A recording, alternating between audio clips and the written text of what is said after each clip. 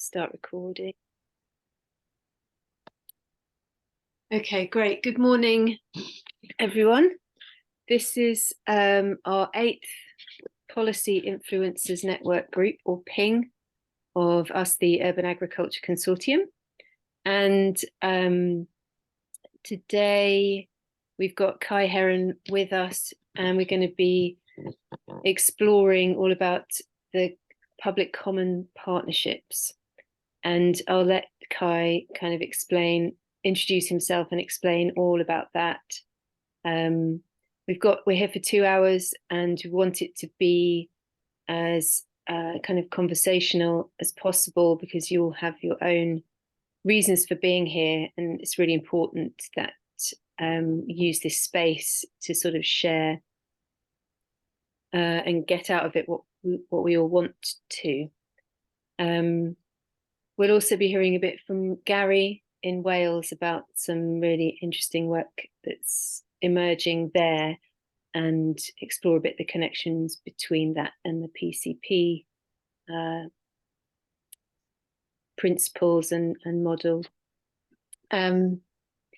So if you haven't been to, most of you have probably been to a PING before.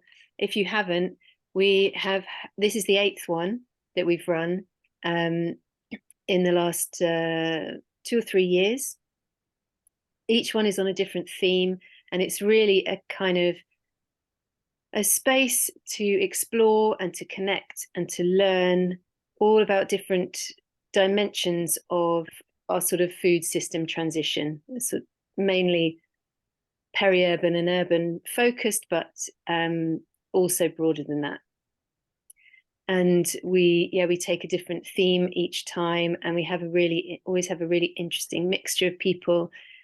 It's intentionally designed to be a kind of easy to access space for local authorities to access other ideas without any kind of pressure on them, and to have greater exposure to other ideas and things that are coming from a range of different sources. So that's what the PINGs are all about. My name's Maddie. I'm a coordinator of the Urban Agriculture Consortium, along with Jeremy, who originally set it up. He's my co-coordinator. And I'll just be in the background, we'll be in the background. And without further ado, I will hand over to you, Kai.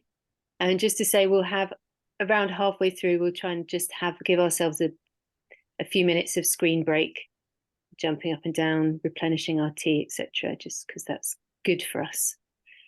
So I'll pass over to you, Kai. Great, thank you. Hi everyone, thank you those of you who have already put where you're from in the chat. It's great to see where you're all from. So my name is Kai Heron. I'm a lecturer in political ecology at Lancaster University.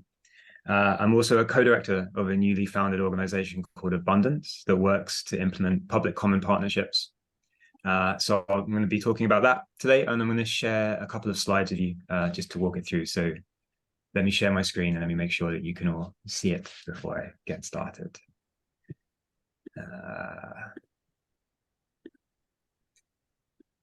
Okay, hopefully everyone can just see the slides. Is that working? Yeah. Yeah, thank you. All right, great. Okay. So yeah, thank you very much as well for the invitation to speak to the organizers. It's really great to be here. So my plan, to talk you through the plan, is to introduce ongoing work that I've been conducting with my colleagues, Bertie Russell, who you'll also see there lurking in the chat, and Keir Milburn, as well as others who are involved with us in Abundance, to implement an institutional form that we call public common partnerships, or I'll occasionally be calling them PCPs. In the UK, and in this case, I'll be talking about the agricultural sector, but I'll give you an overview of other work that we've been doing as well. So I want to start by explaining in kind of more abstract terms what a public common partnership is. I'm not assuming that anybody is familiar with this, and why they offer a kind of an important alternative to private ownership and development, whether that's urban contexts or agricultural contexts. And then I'm going to discuss how public common partnerships might be used as a means to revitalize council farms, specifically in England for the moment. I think we get an opportunity to talk about Wales and Welsh council farms a little bit later. So the basic aim here, the wager, is that we can use public common partnerships as a way to common agricultural production, so a different form of ownership, while easing access to land for new entrants and transitioning towards what we follow organizations like La Via Campesina in calling agroecological food sovereignty in the UK. So this talk's going to draw from a report that we're writing on this subject, a renewed interest in council farms and making an argument for public common partnerships as a way of reinvigorating England's council farm estate. But the report is still in draft form. So I want to use our conversations as a way to test some of those ideas, to improve those ideas, to refine them, to get your feedback and think about ways we can drive that work forward in different contexts. So it's going to make the case for PCPs in council farm estates in the report. So I'm going to focus on council farm estates at a kind of abstract level for the time being, not at the concrete level. We work very closely with local authorities. We work closely with community groups to make the public common partnership model work for them in the context that they're in. So that more detailed work takes time. So I'm going to stay at this abstract level for now, and we can talk about the particulars of implementation and any questions you might have in the Q&A. Okay, so this is just a couple of other bits of work that we've done on this, more in urban environments, but if you're interested, please check out those two. Right, let's start right at the beginning. What is a public common partnership, or a PCP, again, as I'll be calling it? So PCPs are an institutional form that democratizes the management and ownership of an asset or of a resource. This can be anything from an energy company to a building, to a high street, to a farm or woodland, or a pharmaceutical company.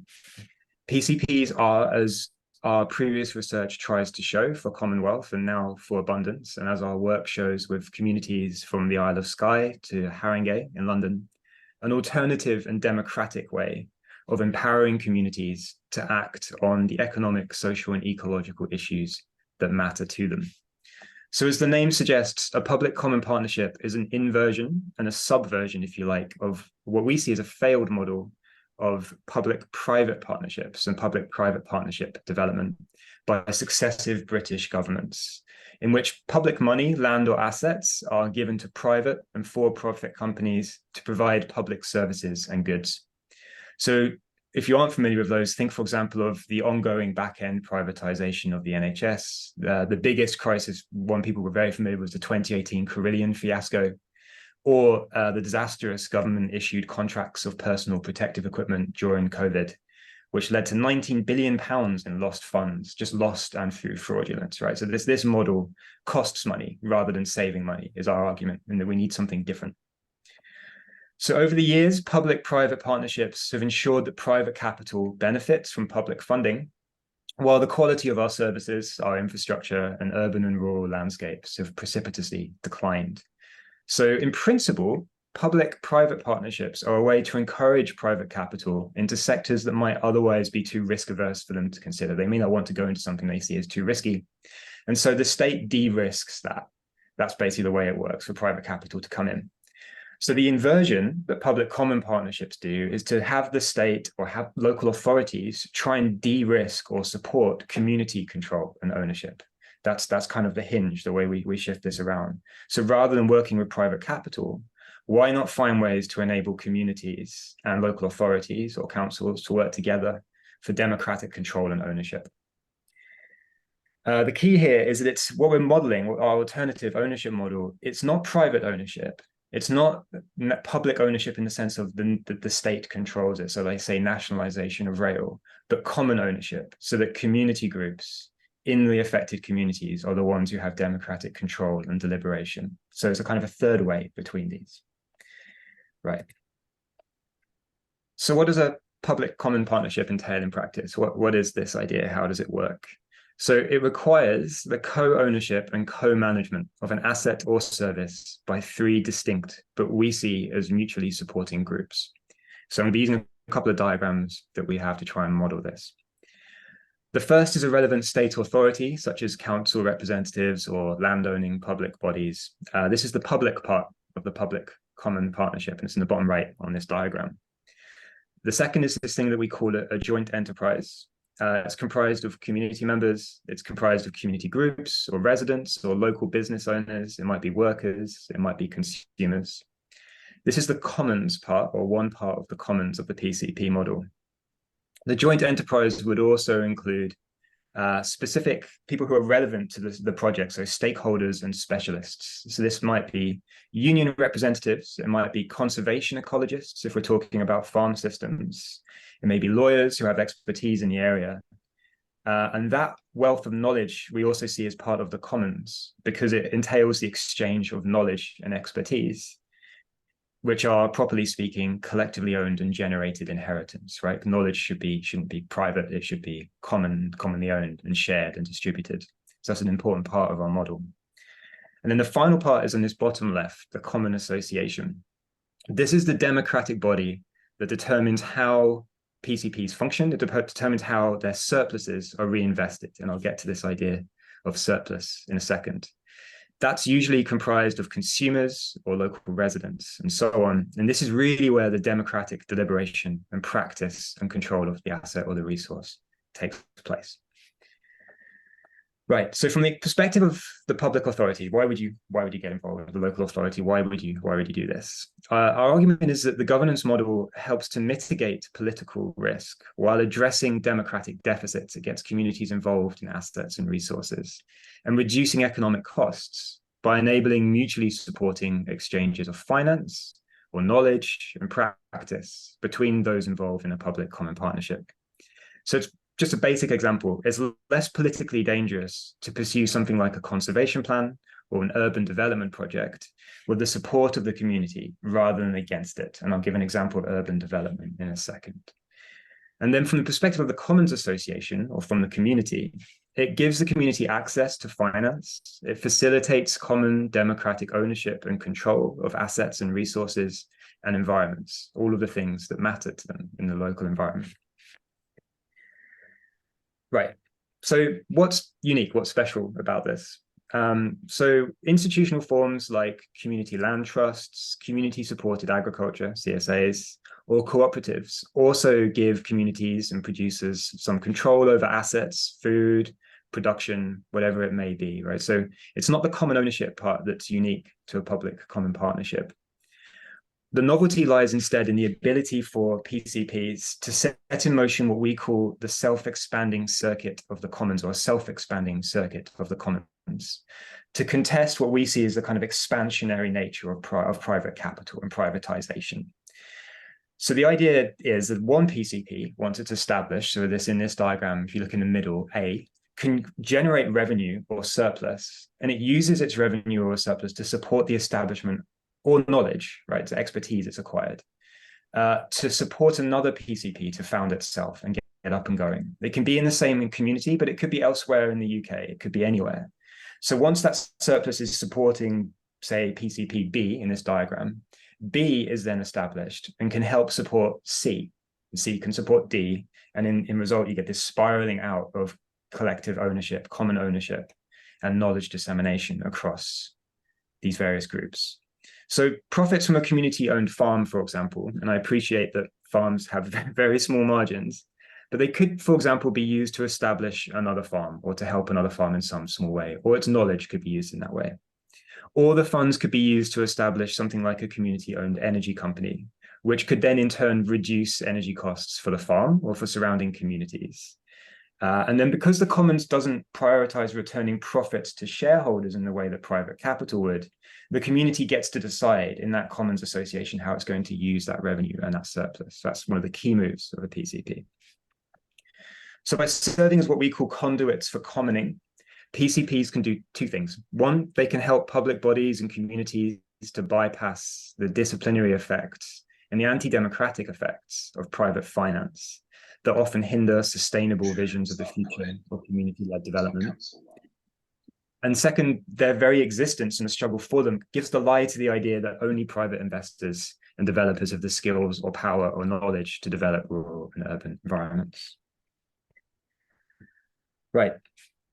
So my colleagues and I have been working over the past few years to implement public common partnerships in various locations. So our most advanced case is in Haringey in London. You can read about that in Commonwealth reports, where we've been working with community groups to implement a community plan for Ward's Corner, which is a market and an important community hub for London's Latin American community in diaspora.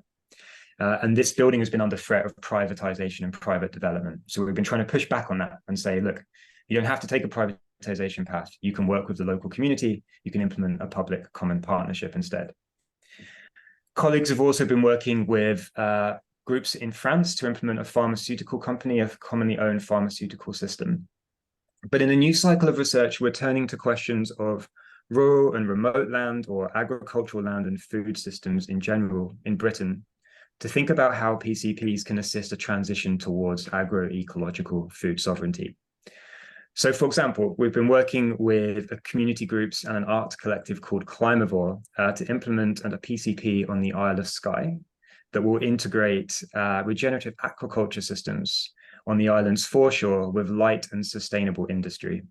So working with producers on the island, Climavore have found a way to use oyster shells that are grown in the agroecological systems to break those down and turn them into carbon neutral tiles that can be used in kitchens and in bathrooms. So waste products are reused and recycled as part of a sustainable system.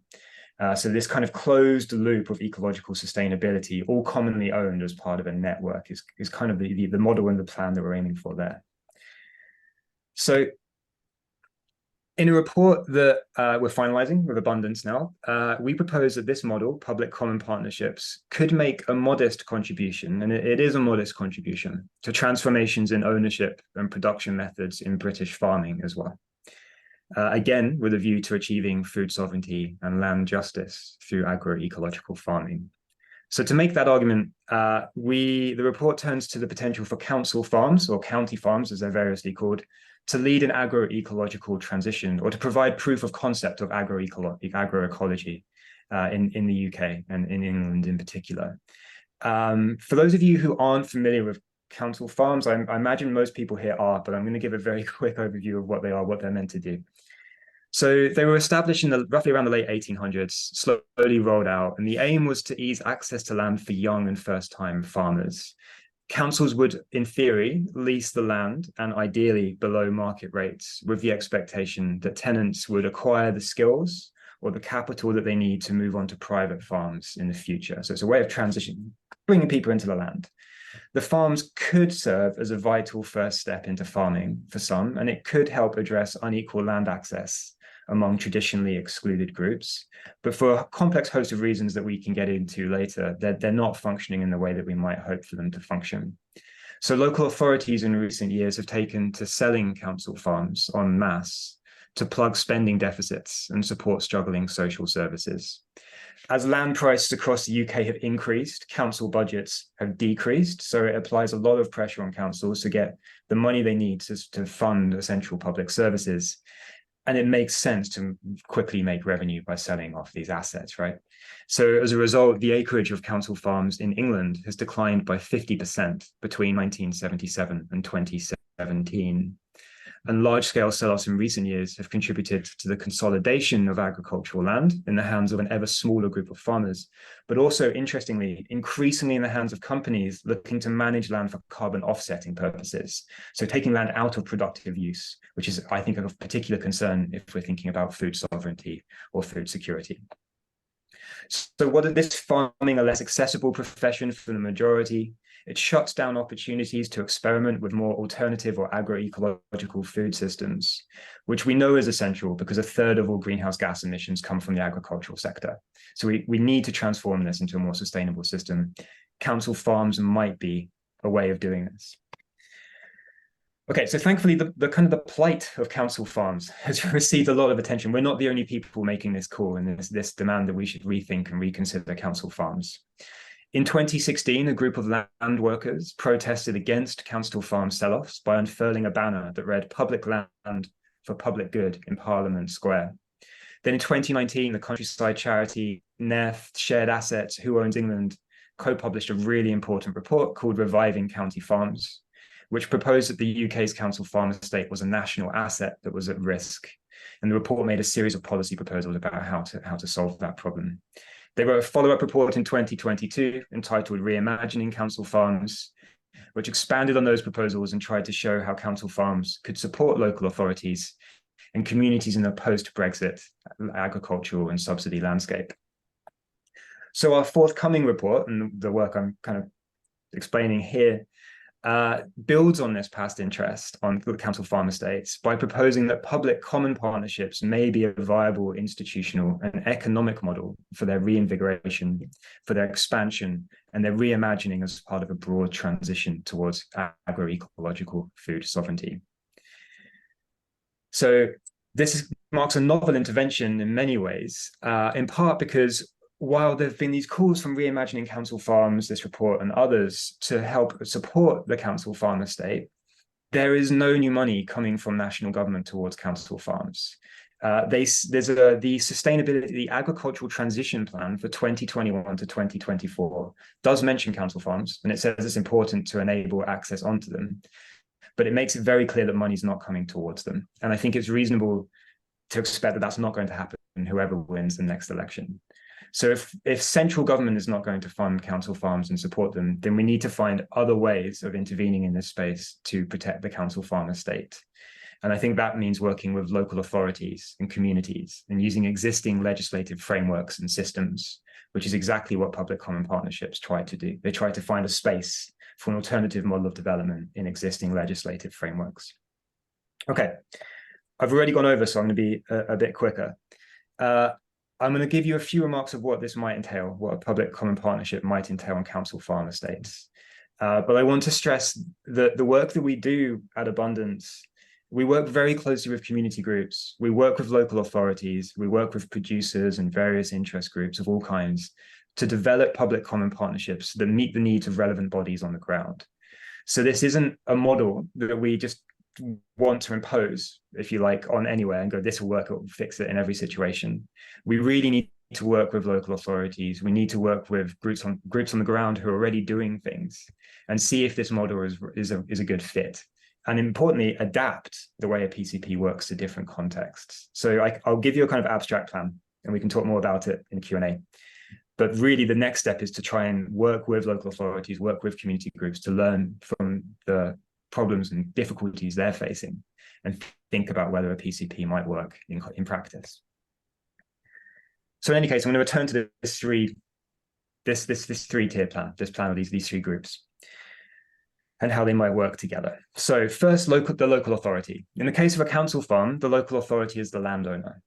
So they would agree to maybe this very open, transfer a lease, they might let or rent the land, they may, however, they will basically give access to the land for a PCP to work and work with producers to implement it. The lease might be, the key thing I think in this case is the lease needs to be sufficiently long if they're going to enter into a PCP to de-risk an agroecological transition on farms. So an agroecological transition takes between 5 and 7 years minimum. It can take longer, and you get a yield trough where you're not producing as much food as you transition. So if we're going to transition to a sustainable farming system, local authorities need to help farmers bridge that gap where they may not be getting revenue from production. Then there'd be a joint enterprise. It's a board. The joint enterprise is a board comprised of council representatives. They sit on this board. Representatives of participating council farms would also be on this board. Consultants and various practitioners, as well as institutional and individual subscribers to this PCP, which I'll explain in a second. The joint enterprise is a body responsible for governing the social and ecological and food production objectives of the council farms. And board members, this is crucial, would have different rights and responsibilities to ensure that their needs are met. So the local authority would sit on this joint enterprise, and it would, for example, be extremely obviously interested in making sure that this transition towards food sovereignty is taking place. And so it would oversee this and manage this transition. And then third, at the bottom, in the Common Association. So the Common Association would be comprised, we think, of individual households or institutions that could subscribe to the food produced on these council farms, these agroecological council farms. The membership system that we're proposing at the moment in the report is modeled along something a little bit like a CSA, but unlike on a CSA where you would subscribe to an individual farm, in this you would subscribe to the PCP itself. So you'd be subscribing to multiple farms, ideally, that are involved in the transition. That's in part to stop competition between different farms. Notoriously, CSAs can end up competing with one another for subscribers, and we want to try and minimize that as far as possible. So people would subscribe, they would receive food from the council farms, and crucially, they get a vote over how surpluses would be used to reinvest in the community, into the farm system, or into other things that they may need. Okay, this is a lot of detail, so I'm gonna I'll wrap up, and we can talk about specifics in the Q&A. So I just want to reiterate that this is a very loose model. It gets concretized in specific contexts in a way that we have to work with people who maybe identify how this model might work for them and come to us saying, hey, this is how we're working on the ground. Would a PCP help and support what we're already doing? That's really our goal. Right, I've gone on way too long, so let me just wrap up. Benefits, I think. 1, protect and expand Britain's council farm estate. I think this is essential. 2, ideally, try and ease access to land for traditionally excluded groups. 3, using council farms, ideally, to de-risk a transition towards agroecological food systems. Trying to provide, as far as possible, given the increases in food prices, affordable and sustainably produced food. Employment opportunities and traineeships. We desperately need more traineeships, legal pathways into agroecology. The most common way into agroecology in the UK at the moment is through illegal volunteerships. And then this self-expansion of the commons, an alternative form of control and ownership. Right. Final thing, questions. Things I'd like to know from you, if that's okay. I'm interested in things like how ELMS, the post-Brexit subsidy systems, are changing the way people are thinking in this space. Are there opportunities through ELMS to deliver something, or alternative subsidy systems in Wales and Scotland that are being developed? Is there an opportunity to create some kind of better farming system in the UK? I have my own thoughts. I'd like to hear from others. How can we shift from food security to food sovereignty in the UK? Something I've only lightly touched on. And then what kind of appetite is there to try something new and different among council farms, or with council farm estates, or with public land in general? So those of you who are in local authorities, is there an appetite to try something new? So you would have seen yesterday, for example, that Hull announced a right to grow on unused public land so there's this move towards thinking about growing food locally and sustainably to source communities. What kind of appetite is there for something like that elsewhere across England and the rest of the UK? Okay, I'll leave it there. I'm hoping the questions and discussions will be fruitful and productive, and thank you very much. Fantastic. Thank you so much, Kai. Yeah, lots to digest, and it will be recorded, so I do encourage you just to kind of also return and reflect on. Please do email me as well. You can use the best one probably is k.heron@lancaster.ac.uk. If you have any questions at all, that I can put it in the chat as well, but you can find me quite easily. We've had a few questions come through in the chat. If I just take those in turn, is that all right, Emily? Starting from those that came through. So we had one from Alison, first of all, and then Jade, then Gary, then Abby. Alison, did you want to? No. Yeah, it was just a question about that. I've been listening to a bit of stuff about kind of elites. Just introduce yourself as well. Yes, I'm Alison from Social Farms and Gardens. So Gary's here as well, a couple of us here, based in the UK, in England, just across the border from Wales, but working in Wales. Really good to see your report as well that you shared, the one that Kim from Shared Assets and a few others put together. Could I just take a couple of minutes as well? We're working with Carmarthenshire County Council on a so the council have taken one of their council farms had come up to the end of its tenancy, and so rather than tenanting it out again, they've got some shared prosperity funding, and they're going to be employing growers to grow on that, which is really exciting for public plate is the aim. Obviously it's a a long process, and I don't know how it's going to be tenanted out after that, but that's quite an interesting model. And part of that came from, I think it was an idea that was being mooted already, but Kim's report of a department in France where they'd been doing something like this was really inspirational to one of the councillors there who looks after the farm estate. So I think it is really important that we talk about this. I think this is really good of that kind of that partnership or that sharing is already of that knowledge is already working in some ways, maybe a bit disjointed, but just to give an example of that. But yeah, it was just in that model earlier where you're talking about the 3 thirds of the board. Just thinking about that top one of the expertise, just maybe we could be explicit about having people with lived experience there, and having like a different kind of knowledge that's coming in. But yeah, that was just a thought. No, that's absolutely right. So I don't want, it's not that there's technocratic experts being helicoptered in, right? There are people who would, that's fundamentally why farmers are in there as well in this model. The lived practical experience of growing, of living in those environments, that is essential.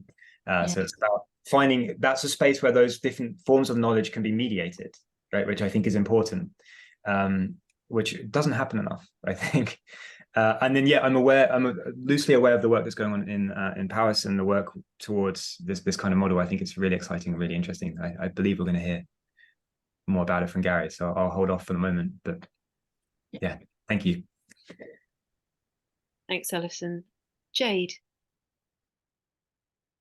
Well, I had 2 questions. The first one was about the...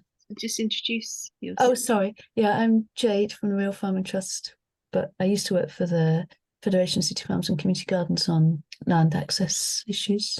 And I've had a lot to do with setting up the CSA movement in the UK, how CSAs work. Yeah, so now I work for the Real Farming Trust on mainly nutritional insecurity and inclusion and diversity issues in a sort of agroecological organisation. Anyway, yeah, so I've got 2 questions. One's relevant, one's sort of a bit niche. The first one is about how the enterprise is incorporated. Yeah. Which I think is quite crucial to it, really, and probably co-ops best. Because and partly because if you're talking about land-based enterprises and CSAs and so on, they don't make a profit. There isn't a profit to share to help set up, but they're scraping by. And as well as access to land, they have terrible issues with access to capital. They can maybe just about scrape by with people on a low wage producing vegetables. You know this already, I expect. But they really need access to capital and investment in the business. So that core model seems interesting. And then I wonder what that looks like if you've got local authorities as part of the partners. So some conversation about how you incorporate that enterprise.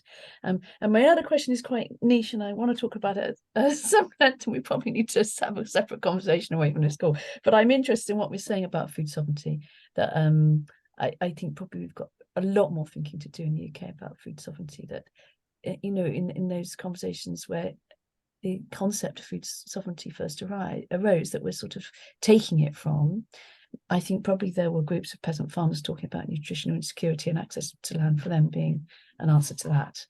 And when you talk about food sovereignty in the UK, the conditions are completely different, and particularly when you're talking about people who have least nutritional security.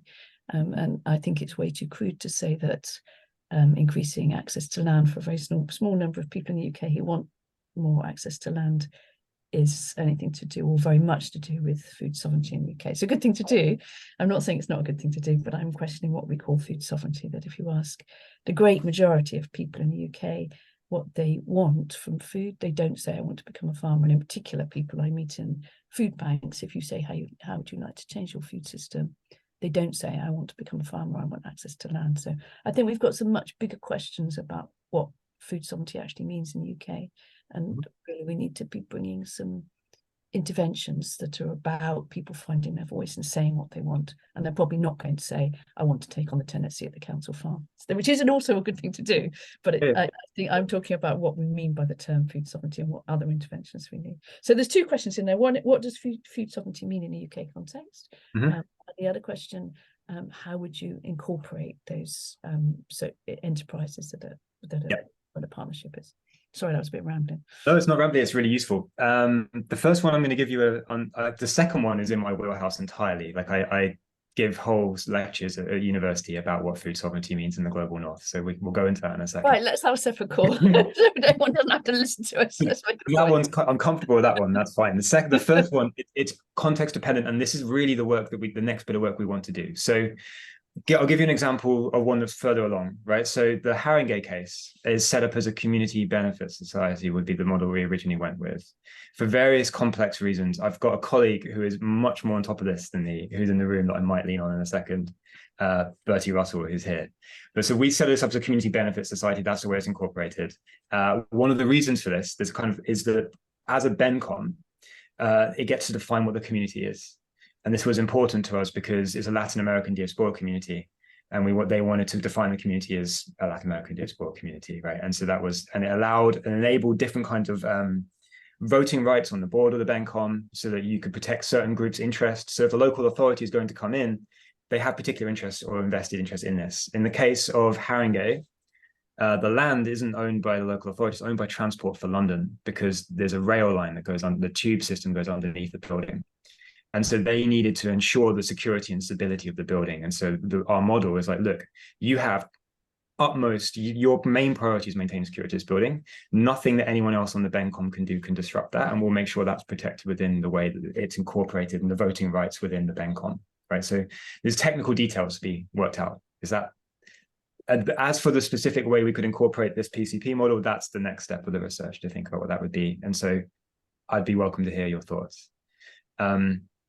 You're right, I'll put some thought into thinking about how we might do that in the abstract report as well. Food sovereignty, I'm really glad you mentioned it, and I'll give a quick version.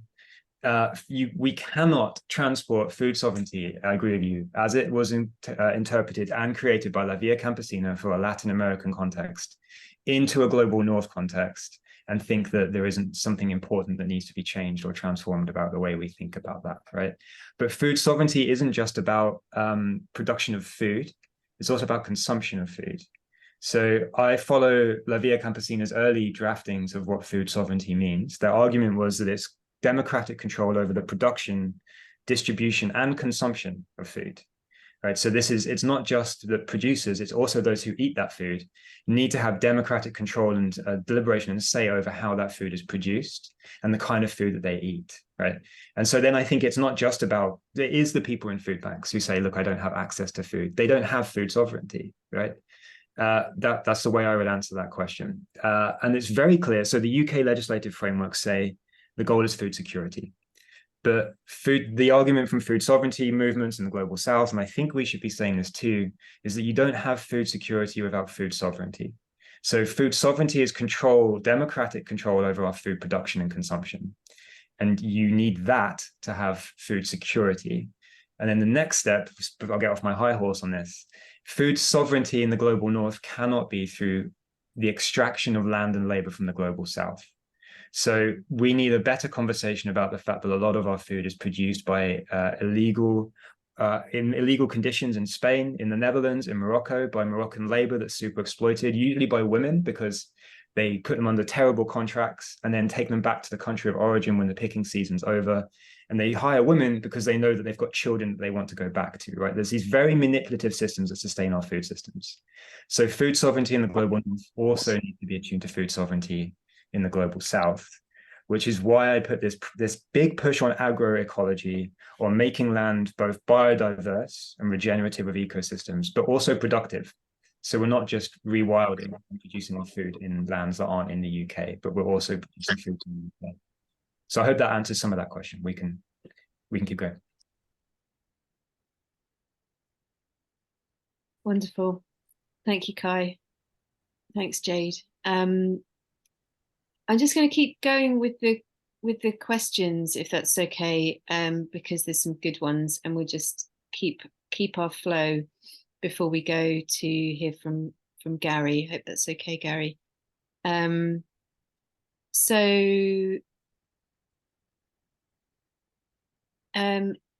Emily, I think your question was next. Go for it. Do you want me to say it? Yeah, it was just so as a council, we're really happy to explore kind of various forms of plural ownership. So, for instance, we've invested in a community energy group to create a solar farm. But we have and we've also bought land for nature restoration. But I suppose I'm just interested to know, obviously my background's around food, and it would be fantastic to be able to make something like this happen.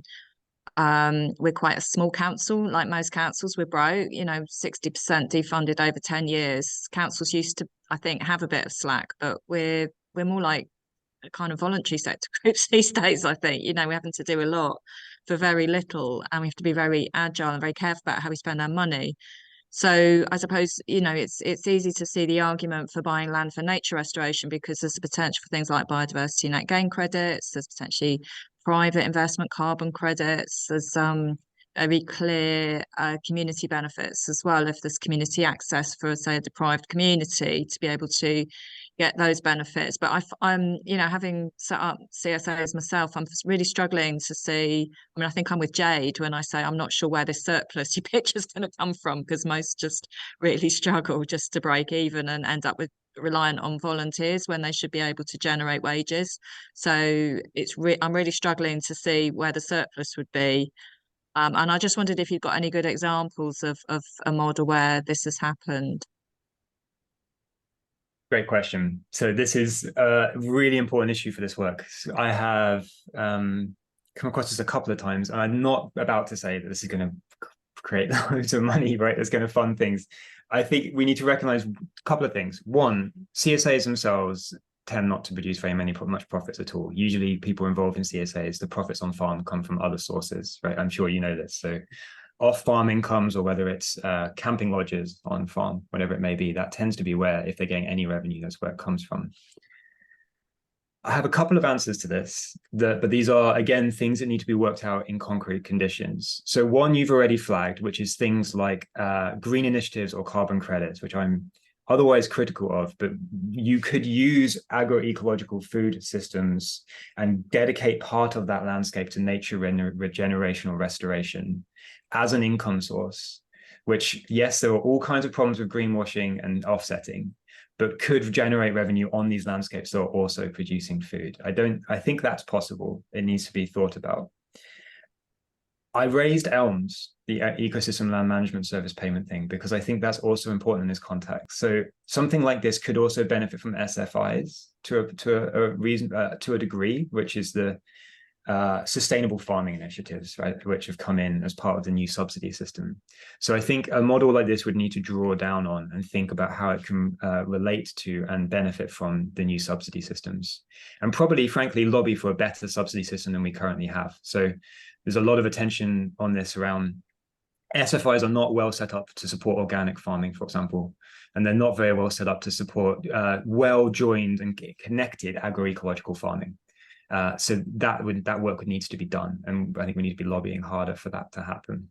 And then the other piece of this puzzle is the self-expansion of the commons. So the idea that the food that we produce, CSAs might not generate revenue, but value added through things like manufacturing yogurt or cheese or ice cream, like this kind of work of adding value to the food that's produced, does generate. So, you're shaking your head already. I have, Jade, I'm mentioning this because I have a friend who's a farmer, right? And this is how he's tried to get around, a smallhold farmer in Wales. And the only way he's got around the problem was to do value-added work, and that helps him enough or somewhat. So that's one piece of the puzzle. The other piece of the puzzle is to connect it to other PCP projects that aren't food-related. So commonly owned energy companies, for example, and places that do generate some kind of a surplus or revenue that this can plug into. One of the problems with these transitions, I think, towards common ownership or agroecological food systems is to just think about the food sector, where profits are extremely marginal, if existent at all, and not connect it to a broader transitionary plan and think about how surpluses from elsewhere in that system might support this transition. So I think an important part of the report, an important part of going forward on this work, is to say this needs to plug into a broader system of green transition, right? It's not an answer. And then your final part, is there an existing model? No. That's why the next piece of work we need to move forward with thinking about how these things may be possible if they're not possible because of fiscal constraints, that's an important finding for me in itself, because we need reports and people making the argument that we have to have a transition if we have any chance of addressing the climate crisis. If we're not capable of doing that because of what the barriers in the way, that's a major problem, and something that I would want to raise at every opportunity that I can, given the position I have. Can I just come back quickly around the SFI? I mean, my understanding is they're only really geared to larger enterprises. So I have a number of small farmers in our area who are on their knees, regardless of what model. There's actually, it's not just about not really getting organic and it's actually the fact that they can only be accessed by larger scale enterprises, I think. But I'm happy to be corrected if I've misunderstood that. You're pretty much right. The problem, SFIs are not necessarily paying enough to make it worth their while if they're smaller. So my understanding is that they can access them, but it's not economically viable or worth their time, right? So I've spoken to a lot of farmers who say, I'd love to do this, but it's going to cost me more time and more effort than I'll receive in income. So why would I do it, right? And I think we should be quite honest about the ELM system is set up to, it seems to me, whether consciously or unconsciously, to consolidate land. There's this idea that farms will be able to run without subsidies by 2028, that they'll be making enough profits by 2028 to be subsidy free. But I think the only way that happens if large scale farms are functioning. They're the only ones that can reasonably do that. So again, one of the interventions here is to say that this is a really dangerous model, actually, and we need something better. Thank you, Kai. We're 10 minutes to the hour. I just wondered whether, Nicola, did you put some things in the chat? Was there a question or something you wanted to share? Yeah, sorry. I just came across this literally yesterday when doing research for our farm succession project. So I wondered if, Kai, if you've heard of the soil wealth areas that are developing in the US, or it's like a pilot, because it seemed to have some crossovers with using like a public sector, what they call districts, and sort of pooling resources together essentially to enable the expansion of, well, they focus on regen farming, and we know there are some issues with that. But no problem if you haven't yet seen it, but I just, if you have, then it would be really useful for me to see if you do see there being crossovers or not, or how it differs. Okay, well, my first answer, I haven't, so thank you. This is exactly like having these calls. Nicola and I were on a call last week where I gave a critical take on regen ag because of various greenwashing initiatives, but it sounds like a really important project, right? And there's a really difficult balance to be struck, that regen agriculture, especially among grazing and livestock, is a huge and popular term because of the opportunity to claim carbon sequestration and then generate income through that. There's plenty of evidence that shows that this is actually very limited and a dangerous way to go if you want to address the climate crisis. But it is a good way to go if you want to support farmers' live income. So that's a difficult balance. I'd need to look into how they're managing it and see if it's something that we might be able to use. There's a devil's bargain there that's difficult, isn't it? Like, we could tap into carbon credit systems of various kinds to support farmers and agroecological transitions, but a lot of the evidence points to that also being possibly a greenwashing campaign that doesn't help us address the climate crisis, and that's something we need to be aware of in this space, I think. Brilliant. Thank you as well. There's a lot of stuff coming through in the chat that I'm not going to go into, but is there anyone else who's got a burning question or point they want to make before we have a 5-minute pause? Please, maybe just unmute and. Thank you for the comments as well in the chat. I just wanted to take the opportunity. I will be copying all of these. I really appreciate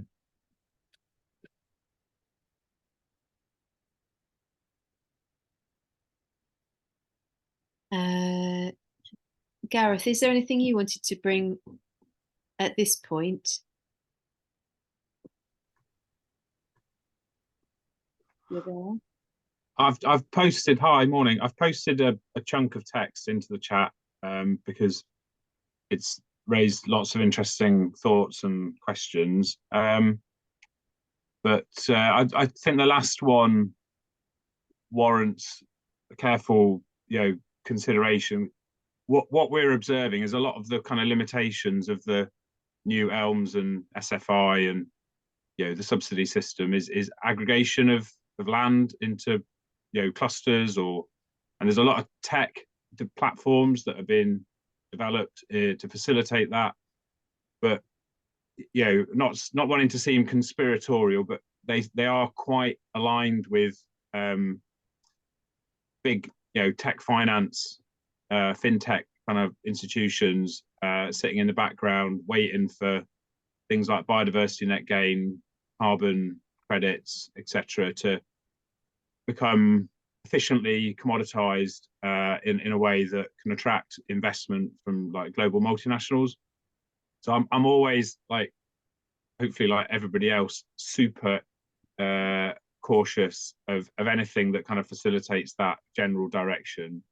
I'm not suggesting what you're proposing does that. I don't know enough about it to kind of like sort of at this stage kind of suggest that is the case, but arguably it is definitely an issue already in a number of sectors, including food and farming, and arguably as well, even with something like a BenCom, a good network, farm cluster group, using the sort of particular tech platform. So just always mindful of this pervasive nature of capital and flows of capital to disintermediate actually what's going on, or what needs to go on rather.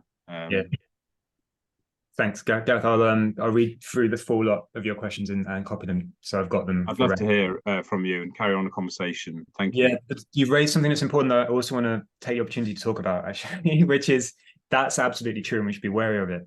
We should also, I think, be wary of this. It's a very common and old trap in this sector, which is that tenants improve land through their farming, like agroecological farming, and that land is then improved, which increases the value, right?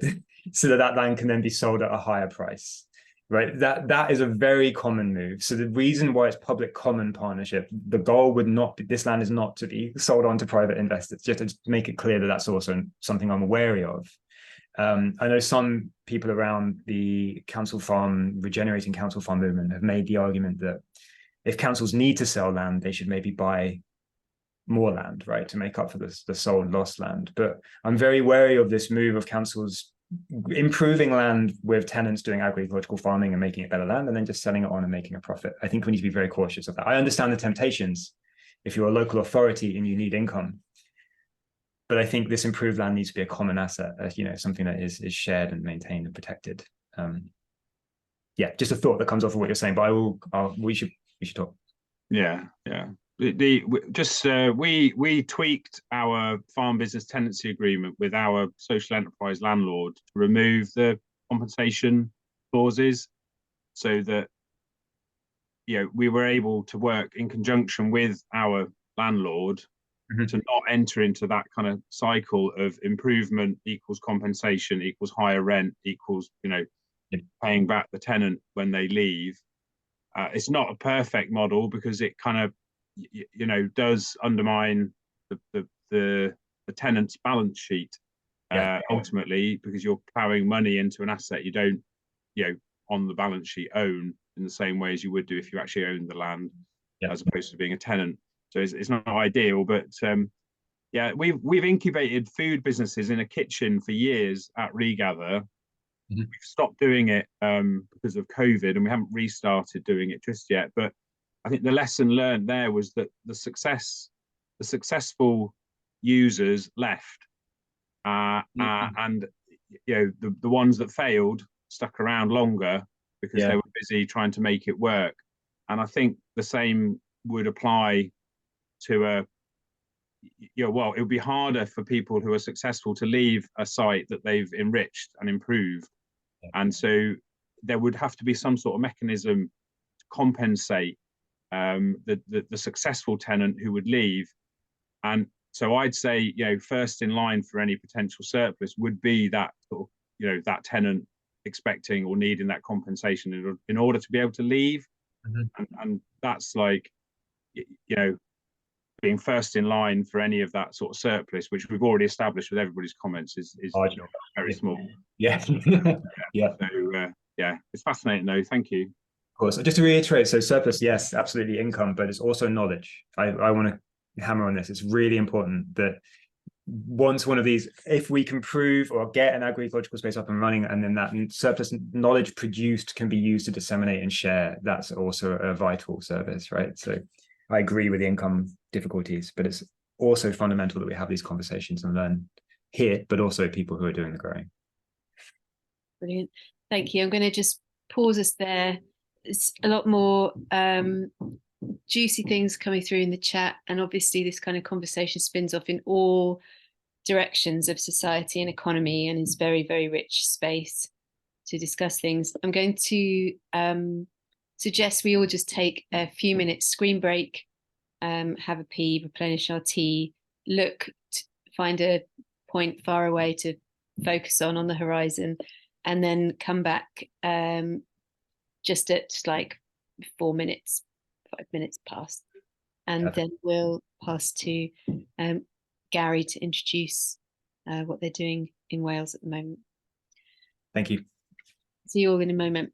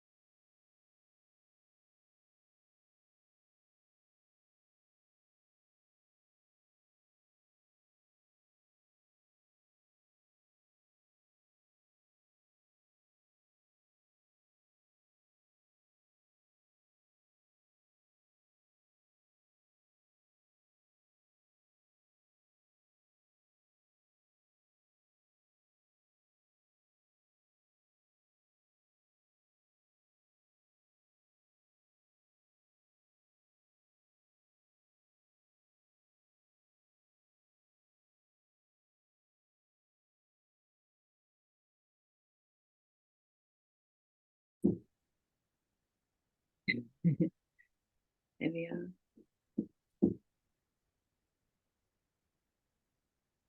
Great. Hopefully everybody's with us. If you're with us, just if you can turn on your camera or give us a thumbs up so I know that you're back.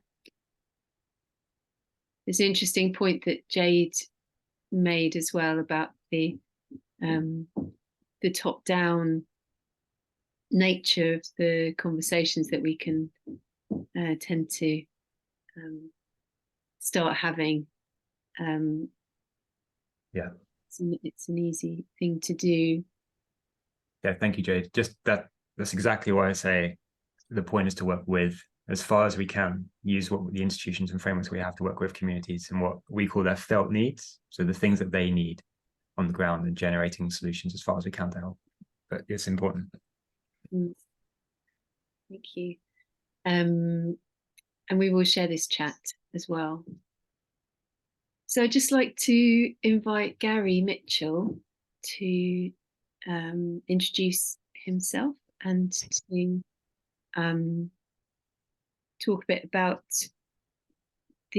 some of the emergent and rather pioneering ideas and things that he's working on at the moment, and really invite a bit of a conversation around that with Kai, but also with all of you, and just see where it goes. We've got about 50 minutes left, so that feels a good amount of time.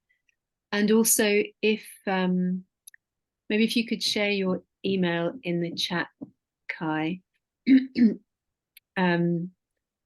and if people want to continue a more individual conversation directly after this session, while it's all fresh in your minds, Kai's happy to hang around and have that conversation with you, or follow it up at a different time. So it'd be interesting to see at the end of this where we feel this conversation needs to go next, and how UAC might be able to facilitate that, if at all. Lots of opportunities bubbling up, I feel. So over to you, Gary.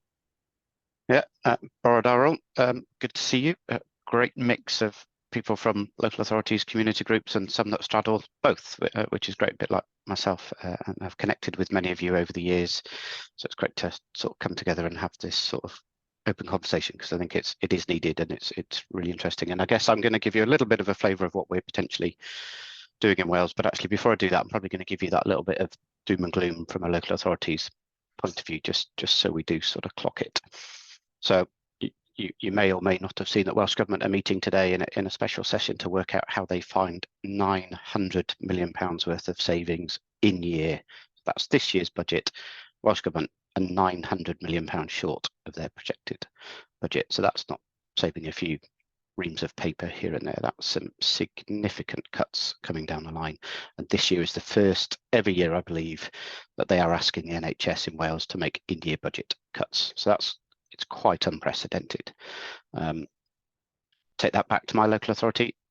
We're massive in terms of geography, but we're a relatively small local authority in terms of numbers and economics. But we're facing an £18 million in-year deficit this year as our local authority, and that's purely on interest rate rises against our borrowing. And again, that's departmental cuts just disappearing because we can't afford to keep them going.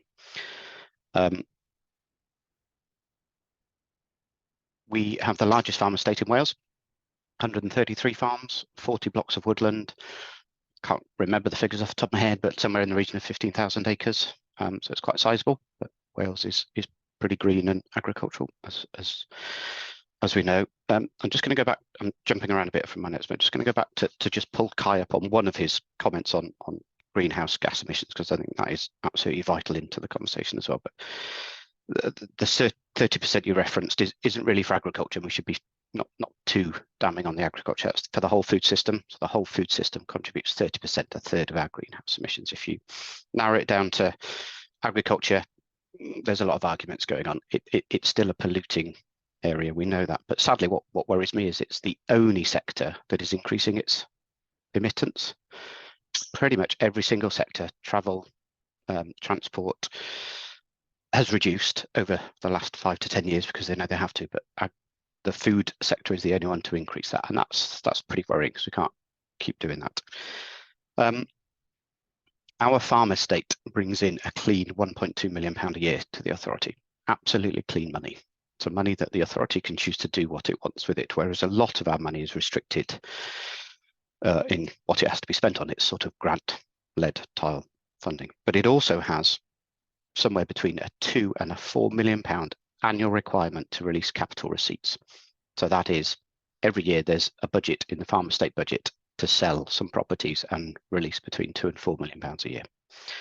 10 years ago, we had 168 farms. Today, we've got 133. So it's death by 1,000 cuts, really, if you look at it. And we can only do that for a certain number of years going forward. But there's some real pressures as to why that £2 to £4 million is needed. And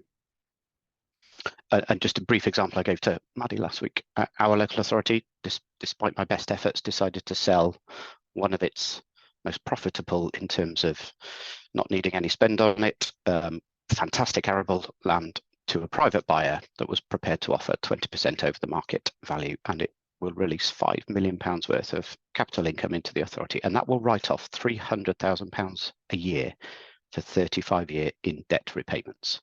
That farm only brings in £28,000 a year to the authority, so the maths is relatively easy to do if you're a finance admin accountant and not somebody that worries about the bigger picture and can't keep doing that every year. But just putting some of those figures out there. And our capital farm estate has got a balance sheet of around £182 million worth of capital, if you like. So it sits on the budget as holding on to £182,000 worth of capital assets for the authority. So if somebody wanted to buy it, stump up 182,000, it's probably yours. You get the whole estate.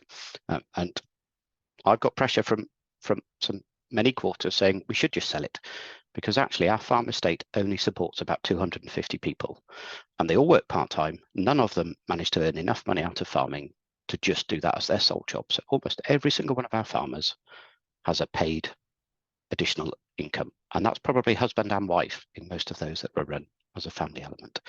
So there's a strong argument when it isn't a statutory service like social care or housing or schooling. And our budget every single month for childcare in Paris is £1 million a year. Costs us, sorry, £1 million a month it costs us in Paris to look after children that are at risk. So you can sort of begin to see those huge pressures that the authorities have on its capital assets, if you like, if you see them as assets. Now I'm a doer, so I like to look at problems and find some solutions. So we're trying to create a bit of rebuff about the fact that they just want to sell 2 or 3 farms every year and keep doing that till we run out of farms. And we've set up a joint project with some people on the call here. So RFood 1200, ourselves and the local authority have gone into a partnership agreement over one of our local authority farms. It's a relatively small one, it's 36 acres, but we are taking that out of the farm estate, if you like, and putting it into RFood 1200's trust, if you like. So they will take on the lease of the whole farm, and RFood 1200 will, with our help and some funding through Welsh Government, subdivide that single farm into 4 micro farms between 5 to 7 acres each, and each will be offered the ability to live there in temporary dwellings for up to 5 years, prove their business model, and if they prove their business model, they can apply for planning to build a bricks and mortar home on those 5 acres. So that's one element we're doing with one farm, but actually, and we believe we've got strong support from cabinet and portfolio holders of planning and property in the farm estates, that this is all possible here and now. We can do all of this. It's just we've never been tested on it before. So we're putting, in fact, planning's already gone in. So we're testing that planning model. Can it work? What are the issues around planning? But actually to reinforce the fact that this needs to stay there in perpetuity, we are working up what's called supplementary planning guidance, and some of you in local authorities will understand that. So that's that sort of place planning, additional mechanism for planning, where you consult with your communities and you say what you want to do. And if you get it passed by the authority, it becomes supplementary planning guidance. And we're developing supplementary planning guidance for the whole of Powys County Council and the whole of Ban Ibracaniog National Parks. That's over half the size of Wales. And if they adopt it, it's a small if, because they will. I'm very confident they will. We will be able to set the precedent that our model of this future farm is replicable anywhere, not just on local authority land. It can happen on private farmland, as far as I'm concerned. We just want more people growing more food for our local economies. There are all sorts of issues in there. How do you protect that house from becoming a nice private little house that looks lovely and doesn't produce any food? Yeah, got to work out how you do all of that. And I think we're clever enough to give it a go. And there will be some teething problems, but we're going to be quite blunt. If you're not producing food, you'll be off that site. And it'll be as simple as that. And then there's some requirements around what happens when you get of an age where you can't keep producing food. Yeah, and we've got to be very fair to people. So we've got to map all of that. But what I'm sort of suggesting is, as a local authority, it's a different model for us. Theoretically, there won't be a loss of income to the authority because they'll still be paid a lease for that property, and it will match, hopefully, what the market rate is. But actually, in terms of farmers, the numbers of farmers increased by 4 families, which is great. And the outputs in terms of produce, this is going to be fresh food focused because they're very small holdings. Not to say that they couldn't have some livestock, but the outputs of food are going to be considerably more per acre than they would be if it's a standard sheep or beef farms, which most of ours are. So that's the plan. Then we get into all that procurement, right? How do we make sure that we buy that food as the authority? And that's actually really hard. You can't just say, I want to buy local food. And price absolutely rules the roost in terms of procurement. Doesn't matter how good your procurement framework is. If your carrots aren't cheaper than the next person's, the local authority is really going to struggle to buy them. But what we can do is begin to shape carbon targets within our procurement frameworks. So in Powys, we won't be able to say we want to buy local carrots, but we'll be able to say we want to buy local carrots or carrots that have a lower carbon emission, and you need to show us what your carbon emission is. And actually, we're also testing realms of nutrient density within the produce as well. So we want our suppliers to show us how nutrient dense their food is or not. And if they can't show it, we might not be buying from them. And then that skews the market a bit to your smaller local agroecologically focused growers. So we're doing all that.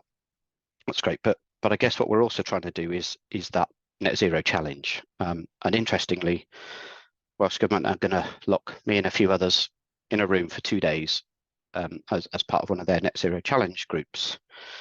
And they've got a marker out, can Wales feed itself by 2035 with a net zero focus?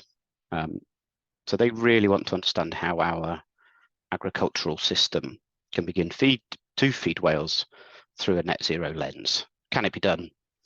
How does it work? And that's being pushed top down. So that's a small group of us meeting with Welsh Government for a number of days to lay out the challenges and work out what the next steps are. The pressure on the local authority is they've got net zero targets themselves. They cannot count carbon capture or carbon credits on any of our farm estate currently because it's all tenanted out and it's not in their control and in their management. So I'm interested, Kai, to have that conversation beyond. If there was that commons approach and that participatory element, could the local authority then still count some carbon credit from those lands? Question mark. Because if they did, they arguably should be interested.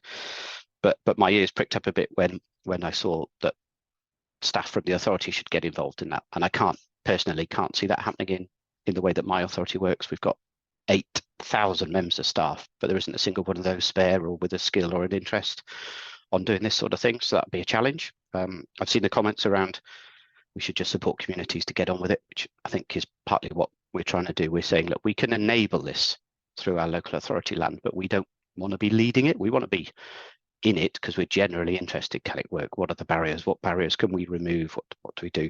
But actually, we'd rather push it out the door and let others that have far more skill and interest and desire to do it. And you're right, those challenges are there. So a farm isn't profitable. It's not profitable in Wales unless you've got 300 acres plus, and then you're only just tipping into realms of profitability. So almost our small farm estates, if you like, they're not going to gain any benefits from the future support system in Wales in terms of an area-based basic payment system because it's going to be greatly reduced to what it was. So they've got to find those sustainable models for themselves. I'm fearful we will lose a lot of farms, or a lot more farms, to big multi-corporates planting trees or big energy projects, because actually land will be devalued a little bit, and I think it's an exit route for our farmers. I've just lost my 3rd farm in my ward 3 months ago, organic farm, and it's just gone. It's been sold up. Family retains the farmhouse and a couple of acres, and then they'll be surrounded by trees over the next 20 years. And that's the 3rd one in this year that I've lost. So that's definitely happening. So there's all those sort of complicated challenges, but I guess, yeah, we're trying to do the right thing. I don't know whether I've got rights to share my screen, but I was just going to share my screen very briefly, give it a go. Be able to, Gary. Let's see if it works. Apologies, I haven't really set this up in the background, but I was just going to share just if I find the right tab that I thought I had open, and I got it on that one. Just basically the vision of what the farm will look like. So we're splitting it up into 4. So there's an existing building already that would become one of the dwellings, and then 3 new ones. But actually, we've put a reasonable amount of land into just biodiversity. So woodland creation, orchards, grass management. We've put half an acre just down to a pond that wasn't there before, so some water facilities. But probably more importantly, we're looking at building, and it's not on this map actually, a skills and training centre within it as well. And we know that my next barrier is if I start unlocking land for people, where are the growers coming from? Where are those people that want to have this way of life? And Jade, you've sort of touched on it already. There aren't loads out there. We know that. One of our neighbouring wildlife trusts put out a lovely offer, 5 acres of land and a bungalow, come and grow horticulture on our 200-acre farm. They didn't get a single response that was a meaningful one. And it took us nearly a year to fill that vacant spot. So that some are out there, don't get me wrong, and challenges with its location and its existing business model. But I'm generally fearful that if we start rolling this out as a model through supplementary planning guidance, there aren't enough growers there. So we're going to build an educational centre that will house and allow 12 students a year to live on the farm and to work on the farm and to be educated on the farm up to degree level and above. So that's part of the model as well. And Sue's here from our 1200 that are developing that side of the bit. Yeah, so just here for conversations really, but just sort of showing one opportunity that we're developing, that if we get it through, and particularly that supplementary planning guidance through, we start to open up hopefully the floodgates as a sort of lesser one planet development opportunity for growers in Mid and South Wales. Thank you. Amazing. Thank you so much, Gary. Kai, do you want to just respond in any way to that? Well, I'm happy to let the conversation keep going. There's some really interesting. I have some questions, but it's really just great to hear from you, Gary. To be honest, the contradictions and that you're wrestling with that are so hard, right? So one thing I guess I want to pick up on. You said something that is music to my ears, which is that you want to create the situation where the community could do something and then get out of the way. That's pretty much exactly the PCP model, but the council is involved in creating that space for them. It's not that someone would have to be responsible in managing this in the council, it's the community would do that, but you create the space for it. And you nicely aired the contradiction, right? The council wants to get out of the way and let the community do it, but that's not possible if the council is also selling off public land. And obviously, you've explained the pressures that lead to that. But I think that's a real problem and a real contradiction that we need to deal with in this space.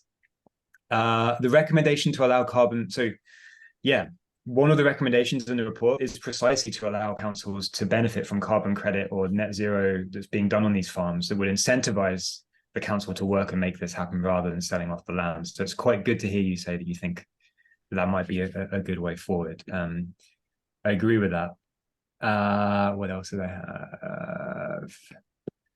I have a quick question about, I guess, what's happening with the site you're doing sounds great and really interesting. What's happening? Is there an existing tenant, and is the existing tenant going to be a part of the plan? Just curious about the specific case. Yeah, no, it's a really good question. There is an existing tenant, and it shows one of our failings in our farm estate management, if you like. So the traditional length of the lease in Paris is 8 years. You get 8 years.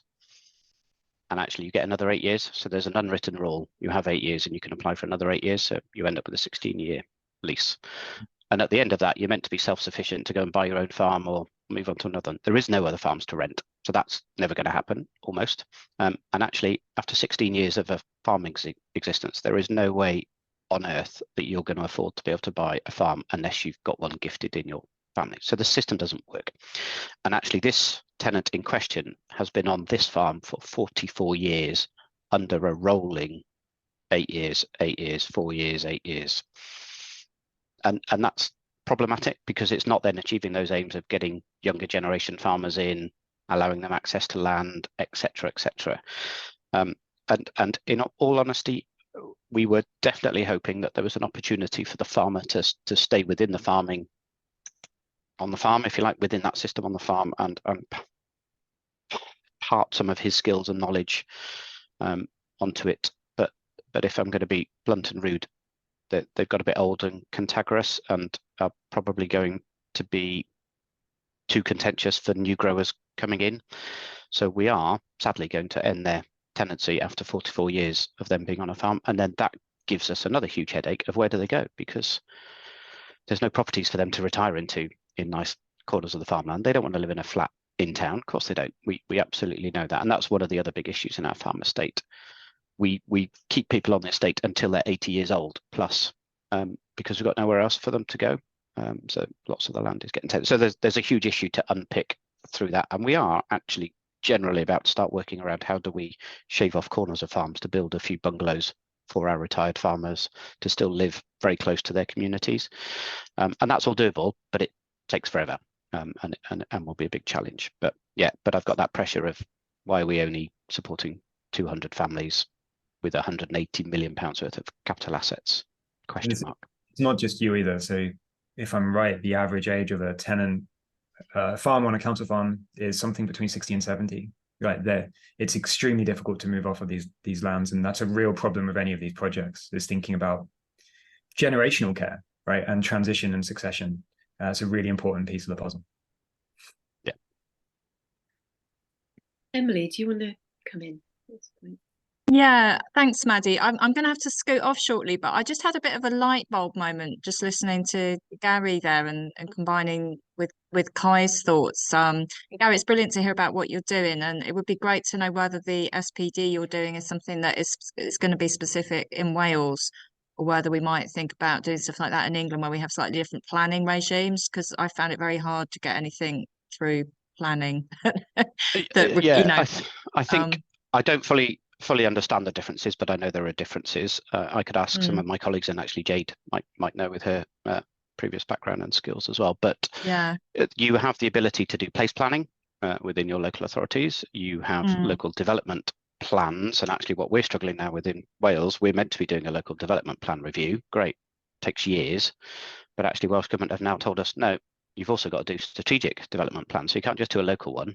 You've got to work out how this all fits in with your wider context. And actually we're now saying, sugar, after 3 years of developing our LDP, we're about to drop it, literally just ditch it, throw it in the bin and focus on our strategic development plan, because Welsh Government are telling us that's now the priority, not your local development plans. But you've got that system in England to work within. Yeah, I don't think we can specify the usage of that land, but I am really interested to hear you're doing that, and I will check that. We're at local plan stage ourselves. But my actual light bulb moment, which I just wanted to throw out there in case you or others thought they might help to answer some of the challenges in Kai's model, is I was thinking it's a bit in the old days, when you had a development of a new housing estate somewhere like Milton Keynes, so a kind of new town, the model would be kind of an infrastructure first thing where the council would assemble the land, buy up the land, and then put in the services that are needed, so the roads and the electricity services, and then kind of sell off the plots to different developers, perhaps, potentially under that model, some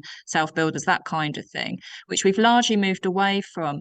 But I'm just wondering whether, here in the inspiring sort of setup that Gary's set up, where they've brought up a bit, where they have a bigger farm that they've then subdivided, if there's a model, and I suspect this isn't for our council, I think it is better at a county level probably, but just wondering if there's a model for this to work, whereby what the council, or it doesn't have to be a council, does it? It could be a community body with some funding and assets, buys up the land and then looks at doing the kind of the SFI element of it as the council or as the landowner. So all the stuff that gets the SFI payments, like the hedgerows, so basically like the green nature restoration infrastructure, and then sublets the plots within that to the people wanting to do agroecology.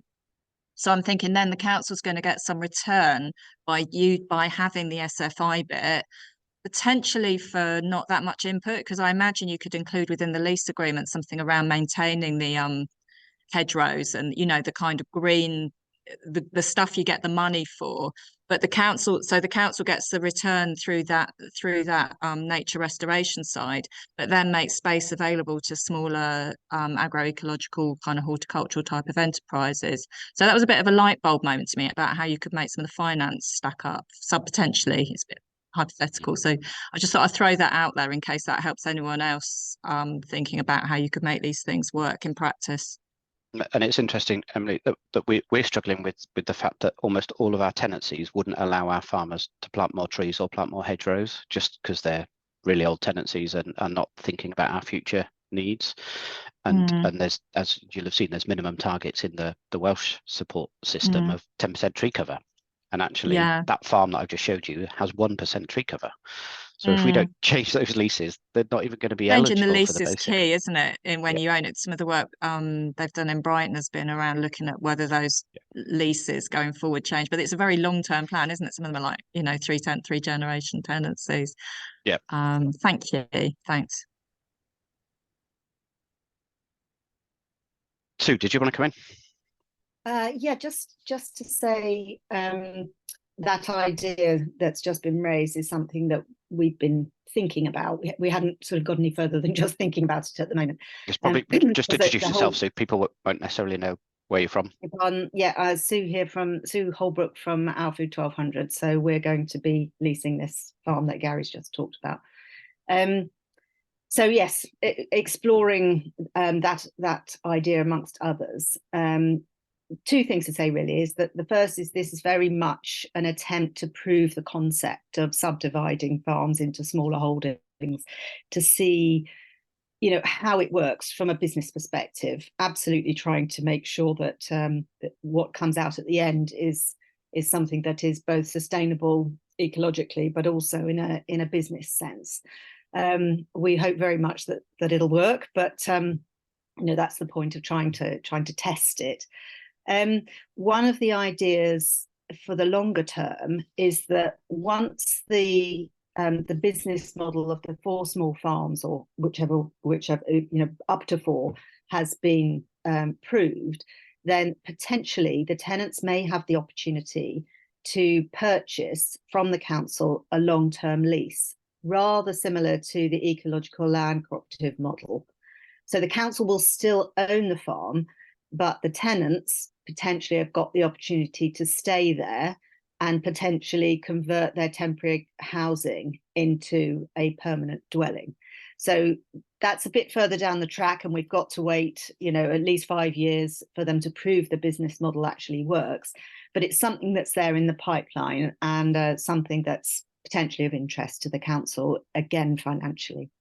That's all I want. And even that sort of step beyond that, Sue, in actually we are prepared to offer effectively freehold through a leasehold, if you like, so to purchase it, but the council will always want to retain some control, and that's a word that councils like to use quietly, but we have to ensure that they're there to produce food. That's our biggest ambition, and also meet all of those climate targets. So if they start doing something that we wouldn't think aligns with that, we need the mechanism to say, whoa, hang on, that's not what you signed up for.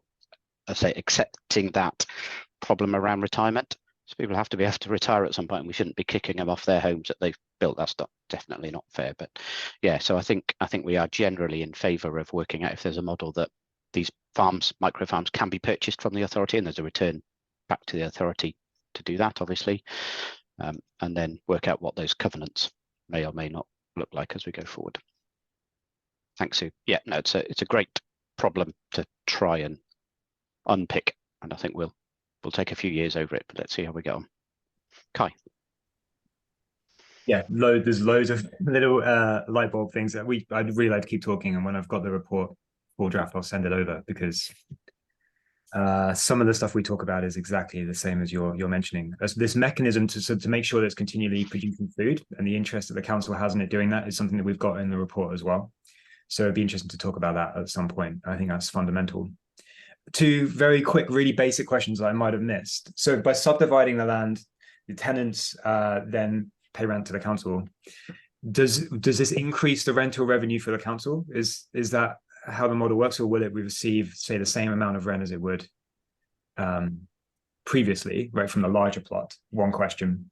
And then the other question is, what kind of support is going into helping the different smallhold plots find markets? So obviously one of the issues with these is that you then have 4 smallholders, let's say they're all producing horticultural food. They will then immediately be competing with one another to find people to purchase their products. So one of the things about PCP is to try and think about these as a kind of joint up agricultural space, that they're thinking collectively about that space to ensure that they're not competing, because that's bad for everyone involved in that space.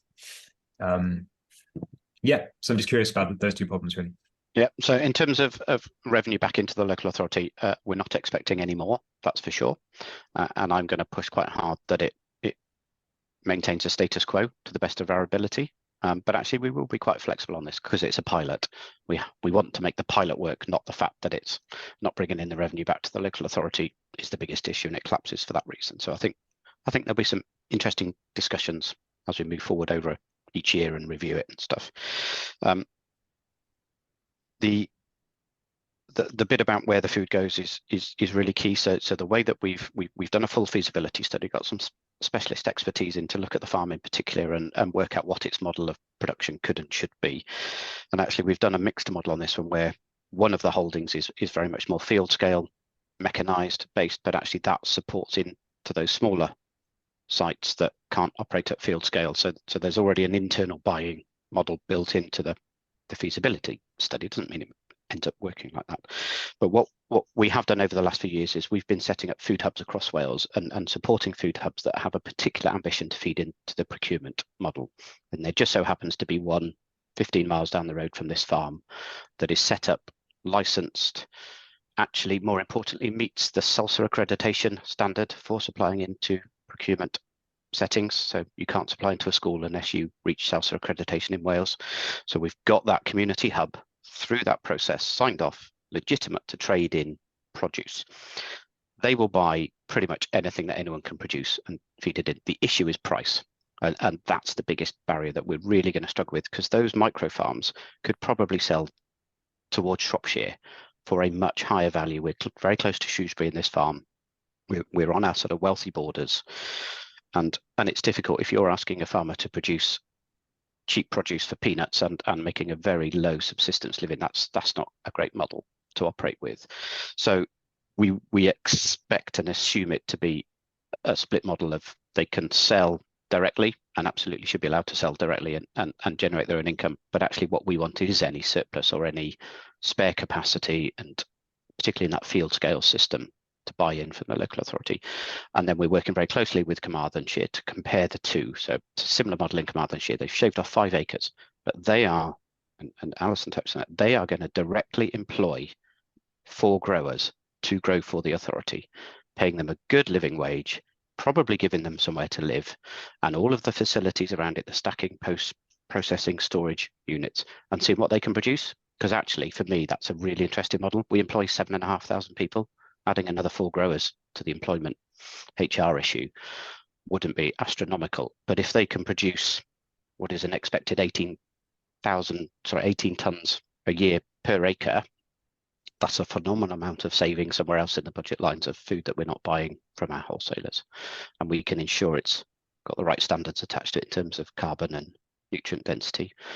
So I push for that model in Powys. We're not quite brave enough to do that just yet. So we're going to do this one, let Carmarthen do their thing, and then we'll evaluate the two and see if there's an option that works between them. I think that's also lovely to hear, because one of the proposals in the draft report is exactly to do that. So it seems quite radical, but I think it makes a lot of sense given that we're supporting farmers through subsidy systems with government money already, right? It's just a different way of supporting them to do that work. Yeah. Jade, so can I just quickly pop in on the question from Jade about Stroud? Yep, CSAs. Stroud, I think, is quite a special case, is my understanding. There doesn't seem to be much competition between CSAs. But there is quite an extensive academic literature showing competition between CSAs in certain contexts. So there's a recurring theme in the literature about how do we mitigate the potential for market competition. Yeah, that's where that comes from. But I do think Stroud there's a unique culture, right? Stroud, I went to university in Bristol. I know Stroud quite well. And I think if you either take that model or, we need to find ways of minimizing competition between smallholders. Thank you. Or even try and export whatever it is that's particular about Stroud. I don't think we really... Yeah, exactly. Either one. Whatever is that, but yeah, how do you copy that? Must be something in the water, but yeah, and it does happen in some other areas, and Susie, I'm sure will say where CSAs definitely support each other in terms of produce. That does go on quite a bit, but in Stroud it's got good demographics, isn't it? But you've got a great number of feeding it. But your point on, is there opportunities for community buyouts of farms? Yeah, I think there is, but they've got to be cash ready and they've got to be prepared to pay the price that anybody else is willing to pay for it, and that's always going to be an issue. There are dispensations allowed to offer them below market value, but in a cash stretched local authority, that's going to be a really hard ask. I think they need a cheap tin. I think they just need enough time to get their act together. Yeah. And a local authority might be able to do that. They might be able to give the community buyout group 6 months to organise themselves. Yeah. So there's a lot of work sell it at a proper price going on around community ownership, rights and empowerment. I'm sure some of you are across as well, and there's some great stuff happening around that. And arguably you might see some legislation changes, but I'm not sure. But there'll certainly be some policy changes in some. And there's a couple of groups really championing how that should change for the better and follow some of Scotland's slightly better models, but they're not quite there yet. And actually England's got far better rights and empowerment than Wales has, even around land. Maddie, I can see your hand up, and Sue, do you want to come in first, Maddie, since you're chairing this? I just wanted to say, in our last just under 20 minutes, I'd really like to kind of give everyone an opportunity to say something, a final comment, a plug, a thought, a question that they're leaving this with. And that means being very succinct and speaking to the essence, but this is a space that everybody, I think, can feed into, what they're taking away from this. I think that'd be really valuable. And happy to start with you, Sue, and then I'll just kind of name people and invite you just to say something just for less than a minute, so that we can hear from everyone. Sue. Okay, well, when I raised my hand, it was before you issued that statement. Yeah. So very quickly on that, just to say on the issue of competition, some of the work we've been doing in South Powys has brought together existing growers. These are very small scale agroecological growers. There are 20 so far, and we brought them into a network and created a collaborative network where they can actually do inter-farm trading, so that if one's short of courgettes 1 week or whatever, they can trade between them, but also look at the model that is going on in Devon called the Good Food Loop, where they have a van going around the region and any farmer can put their produce on the van, and it means that they can distribute the produce across a much wider region than they would otherwise. At the moment, all the growers are selling pretty much everything they grow, but as that expands and there's more produce available, then it can reach a much wider group, and they can do this either through the website. We've got a website, baniacres.co.uk, which will eventually expand, or indeed looking at this Good Food Loop style distribution system. And just very quickly on your point, Maddie, just to say I think it's wonderful to hear that all this is going on. It can seem a very dark place out there when we're all struggling individually with the challenges that we've got. And it's wonderful to hear that others are addressing this issue, and I look forward to collaborating with more of you as time goes on. Thank you. Wonderful. Thank you, Sue. I'm going to go to you, Rosie, and then to Mark.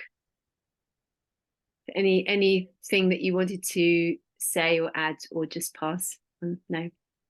Mark, anything?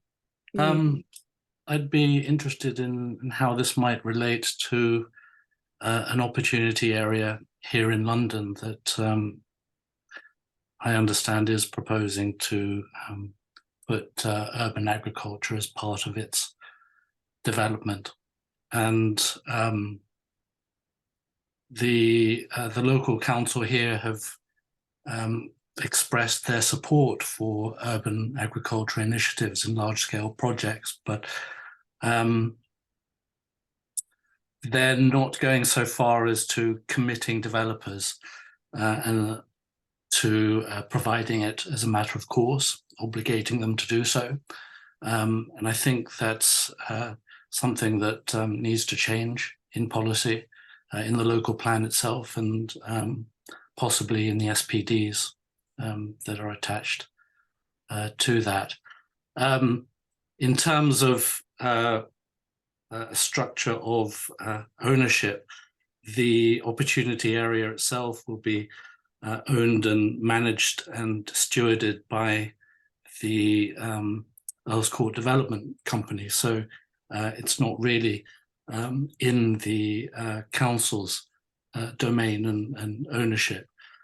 But I think a similar model could apply in terms of the ones that you're suggesting, and find the exploration of this to be very fascinating. So I thank you all for that. Thanks, Mark. And if people want to share their emails and things with each other, just put them in the chat, either openly or privately to each other. I'm going to go to Lucy next, if you've got anything to add, Lucy, and then to, I think we've got Ellen, is it at Food Futures, you're a crate of apples. Lucy.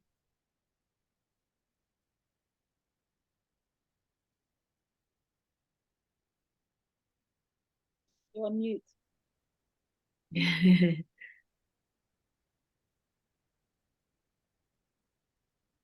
Should I come back to you, Lucy?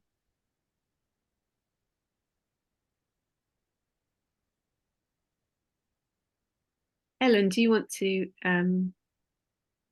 carry on? Yeah, hi. I don't know, it was really interesting. I mean, yeah, so in Lancaster we have UK shared prosperity funding or some capital funding towards a food hub and a farm, and I guess it's looking at all that kind of building the market at the same time as building supply challenges, so that we're not competing and we get all the model right so the whole ecosystem can work. So yeah, it was really interesting. Thank you. Great, thank you. I should jump in. Hi, welcome, fellow Lancaster. So yeah, there's some exciting work going on, TBC, around this. I'd like to talk to Food Futures a bit more about it. Lancaster University has a growing hub, right, an eco hub that has kind of fallen out of disrepair, but we're trying to regenerate the space where we can teach students how to grow and how to run market gardens, and work with local communities for procurement and procure the university, as well as working with groups like Food Futures, hopefully. But there's a lot of potential. So if I've just moved here, it's a great space. So. Great. Any good, Lucy? You're still on mute, it seems. You can type in the chat if you want to. Jenny, do you want to go next? And then Hi. Abby. Hi, yes. Have you got me? Am I there? Yep. Yeah, thank you. Well, I did put a comment in, but I did come in halfway through, so I'm sorry that I missed most of what Kai said, but I will be in touch because we're in the northwest. Well, we're in between Lancashire and Yorkshire, actually. But it's really, it's been really inspiring to see what's happening. And I just wanted to share our little story, which is a very low base at the moment. But we run I'm part of Pennine Food Links, and we run a veg box scheme. We've partnered up with another organic shop and another veg box scheme. And we've been looking for land to grow because between us, we've got a significant market. We've actually found a benefactor. He's actually one of Penarth Food Link's directors, who's bought some land, very overpriced, 3 acres, and we're dividing it into for 3 growers, not to live on at the moment. But because we've got one grower, existing grower, who actually does earn a living, albeit, you know, fairly low, we think it's a model that might work. And we're hoping, we initially tried through a project called Grow and Graze with a little bit of funding to get land from farmers or landowners to lease land, but they were very sceptical about growing veg. And we are in a livestock area, but there are pockets that will do. So I guess what we're hoping, because we're really working with the council through the Calderdale Food Network, to persuade them really that it's possible to grow more, and that if we can model this successfully, and this issue about how do we ensure that those growers don't just want to have like a party and a campfire on site rather than growing veg is really difficult when we're working out leases. So just wanted to share that with you, but it's been really inspiring in terms of what can happen. So great, congratulations to Wales. Okay. Jenny, did you get my email already? I've got your email, yeah, and I shall be in touch because I missed it all. It was so sad I couldn't get on. Okay. Okay, thank you. Thanks, Jenny. We'll go to Jade, then Abby, and then Nicolette. I just want to say thank you. It's been really, really interesting. Thank you, Kai, and everybody else. Actually, it's loads of really interesting people. Maddie, can you send us contact details of everyone here, please? Thank you. Certainly. And if anyone doesn't want to have those shared, please let me know in the chat, perhaps now. Otherwise, I'll share everyone's. Abby, do you want to come in? Hiya, yes. Yeah, just to say like a big thank you really to both, because well, to everybody, because it's been super interesting. I think I originally came on to think more about the allotment site that we're trying to just at the very beginning of thinking about buying. But it's actually been super interesting for my work with a local food bank as well. So I'm really interested to kind of keep the conversation going. And I've got your emails, Kai and Jade. So thank you for that. I'll reply as soon as I can. Yeah, so I suppose I'm just looking, I guess, if anyone has any good sort of funding sources or anything like that they could recommend, my email's in the chat somewhere. But yeah, please feel free to just pass those on to me. We're as I said, kind of right at the beginning of looking to buy, and it's actually the site is owned by a local landowner and then leased by the parish council and then leased to allotment holders. So it's a little bit different from what we've been discussing. But yeah, some of the ideas have been really inspiring and really interesting. So yeah, happy to carry on the conversation and with anyone who's interested really. So thank you. Thanks, Abby. Nicolette, anything, a closing thing from you, and then we'll go to Claire after you. Yes, it's been a wonderful session. I've learnt loads and really pleased to have been here. I should say I sort of wear multiple hats. I'm a trustee of economic pluralism. I'm just a co-founder of the Bristol Area Bioregioning Alliance, and the hat I've just chosen to take off was a chair of the Bath City Council Forum. Now, in all of those hats, I see agri-food as the most vexing, but also the area which has got the most potential to hit multiple policy agendas, and that's what I've heard today. I think what I've learned from this is that context is everything in here, and economic innovation is vital to everything. And in a way, it sort of gives me hope, because in the context, there's a huge desire to address all these policy agendas. and the economics, can be changed. We've inherited all these systems and things, but where there's a will, there's a way to finding a way to do it and pilot the ways which work and do that. So yeah, and a specific question about the Bath context, where a lot of the land is outside the city where the population is, and very interested in the ideas in the PCF model of connecting across different what do you call it, the different units, and I'm particularly interested in the connections which are going across adjacent geographic areas rather than the ones where you're going from, say, for instance, an energy enterprise to a food one.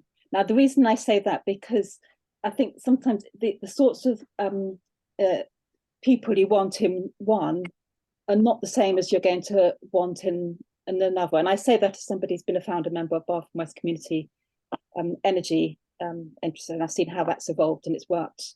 And because I'll end it there. I've got loads of questions, but I'm so glad to have had this network, and hopefully I'll come with, there'll be another one before too long. Thanks, Nicolette. Thank you. I'd like to come to you, Claire, from Leeds, if you're there. Oh yeah. Sorry, I'm going to leave the video off because it just goes a little bit wobbly if I try and ask too much of it. So yeah, it's just been interesting to hear. I've been working on the food strategy for Leeds for since the beginning of this year, and it was developed with my predecessor.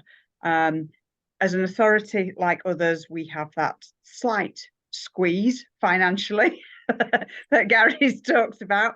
Having said that, we're not actually in a position where we're selling off land and things like that at the moment. The land that we have, if it's a slightly large piece of land, is tenanted. It tends to be for quite long periods of time. So there's issues around if we wanted to do anything else with it. Obviously, we would have financial penalties or compensations and things like that to pay. And we do have a couple of small scale local authority farms, both of them that are actually linked with two of our historic buildings, so they're like a visitor attraction as well. They are on a small scale, so we're in a slightly different position, I think, to some of the others, but it's still interesting to hear what's going on, and some of the developments that we've got have been sort of small scale kind of community growing. The thing I think often, I don't know in other authorities, what I know in ours, we don't have lots of bits of land that are just that empty, kind of doing nothing, that we could think about doing lots of different things with. Obviously, we're not the biggest of agricultural areas, and we do have a lot of our food brought in from surrounding authorities. So it's just thinking about the range of options kind of going forward.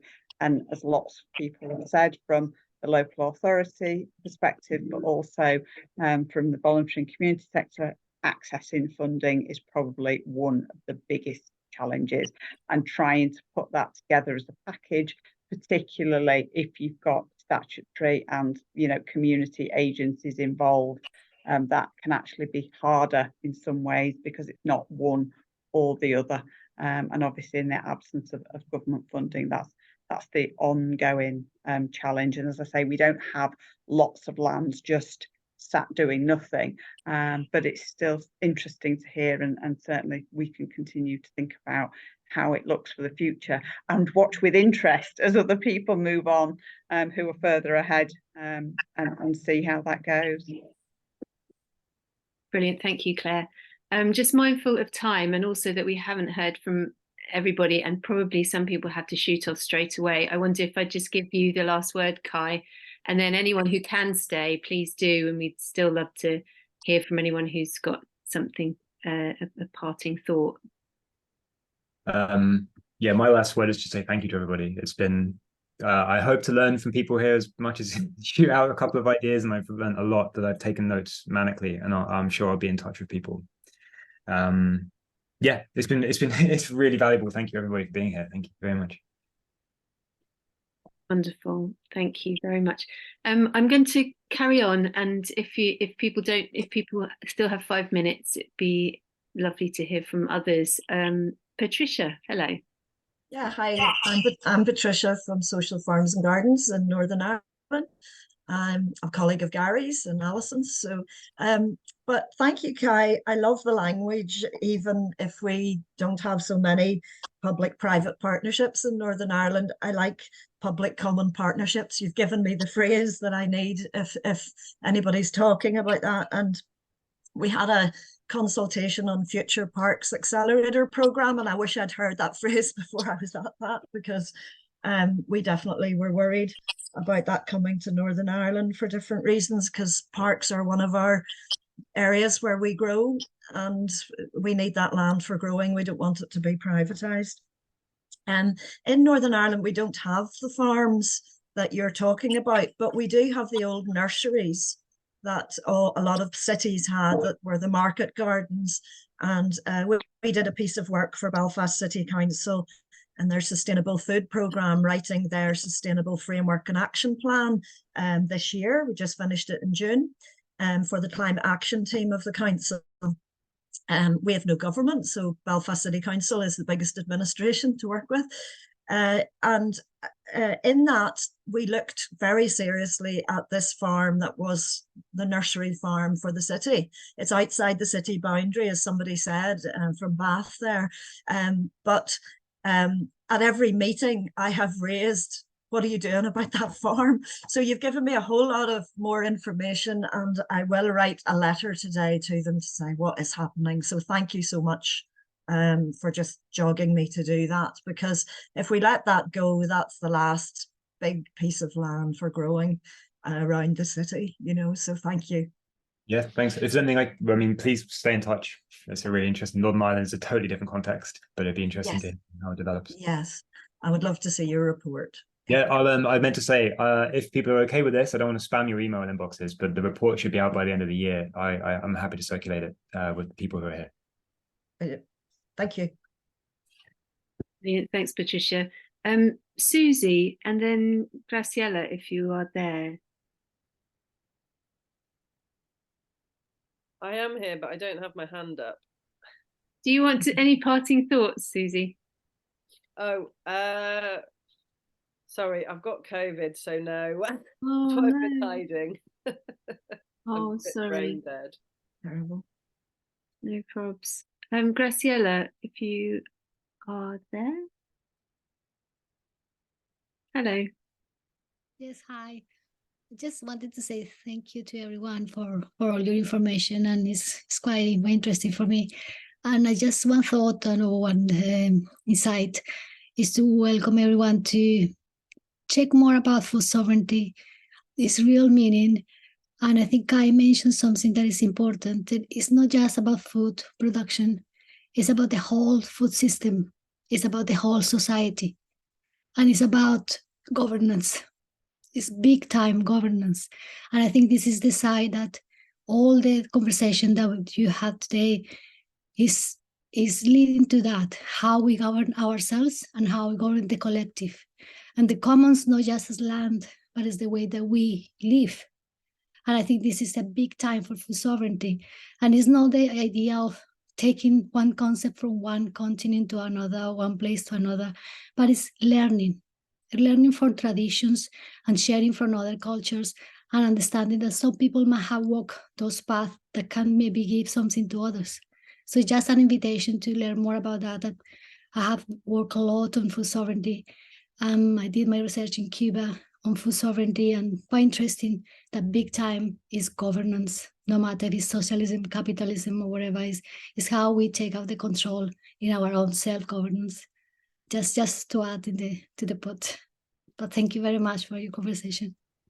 Thank you so much. Whereabouts are you based, Graciela? Well, I'm based in London. I work with Share Assets as a research coordinator, and I work live and work in London, but we work from home. So yes. Thank you. Thank you. Thank you for that point. It's essential. The governance point is something I should have said too. right? The whole point, democratic, community-driven ownership, knowledge dissemination. Yeah, food sovereignty is not just, you said it perfectly, it's not just production. Thanks. Thank you. Jeremy, Lucy, did you want to add anything? Yay! No, apart from to apologise for whatever's going on with my internet. It's like I'm pressing buttons and it's like, no, you're still mute. You know, you're not going to talk to anyone. No, I just thought it was really interesting. It's something that I brought up at the Labour conference last week in Liverpool.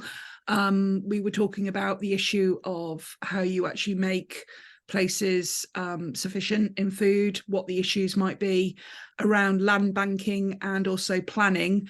Around Liverpool and Merseyside generally, most of our grade 1 agricultural land has had housing estates built on it, and those housing estates don't come with any kind of amenity. So there's no shops, there's no access to green space, there's no allotment spaces, nothing has been added into that.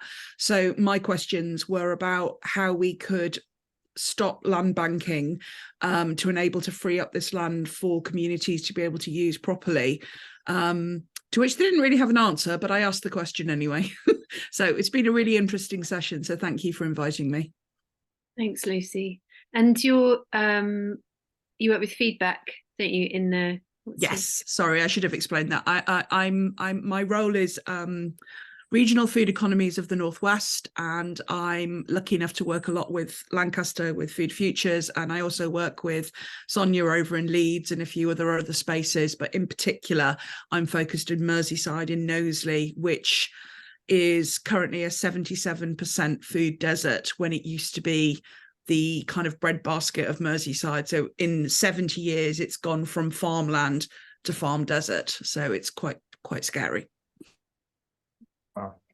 Okay.